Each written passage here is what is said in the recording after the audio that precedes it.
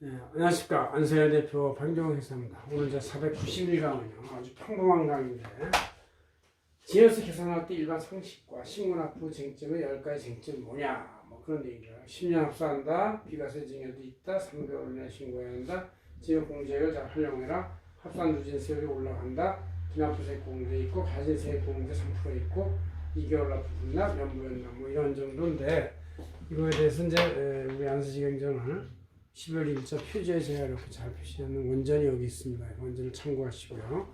그대로 이렇게 뽑아놨습니다.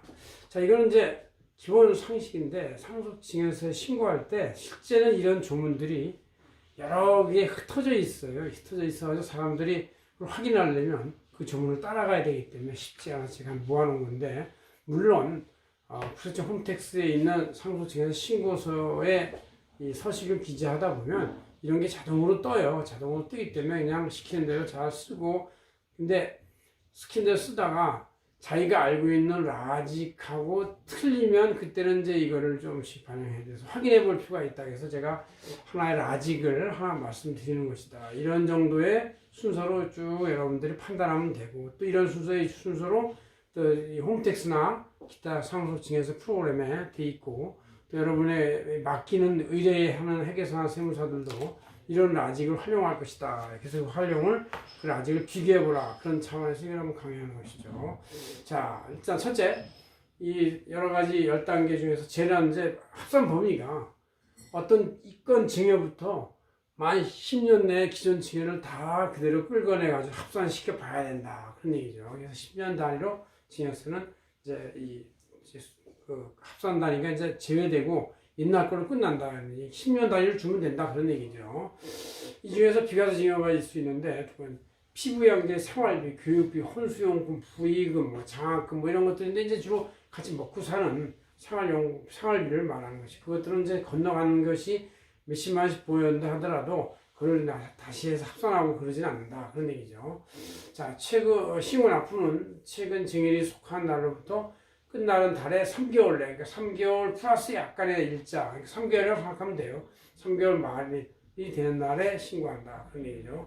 10년 단위 증여 공제가 있는데, 성인 20살 이상에 대해서는 5천만 원이고, 비성년자 2천만 원이고, 배우자도 10년 단위 6억이니까 1년으로 치면 6천만 원, 즉 연봉 1억이라도 사람이 비용 다 쓰고 6천만 원을 증여를 매년 해줘도 괜찮다고 보는 금액이고, 기타 친족은 2천만 원, 부모, 조부모, 증여 모두 합산해서 5천만 원 한 번만 공제해 주는 것이다.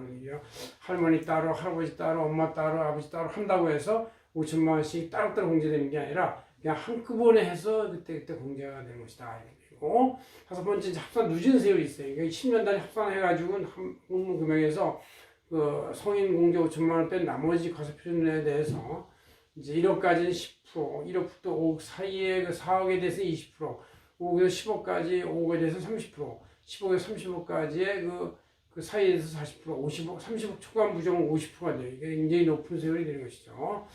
그래 놓고 이제 쭉 산출한 다음에 이제 10년 단위에서 먼저 건이 있었을 때는 기납부세 공제라는 칸이 있어요. 그것도 자동으로 뜨는데, 선출세액이 나오면 10년 내 기존 증여 때마다 계산되었던 기납부세액을 공제해서 차감해 주면 이제 그때 자진신고 납부할 세액이 되는 것이고, 그 세액에서 3%의 자진신고세액을 공제해 준다. 이것은 자진신고 이쁘다 해가지고 공제해 주는 게 3% 있어요. 찍지는 않은 겁니다. 그죠?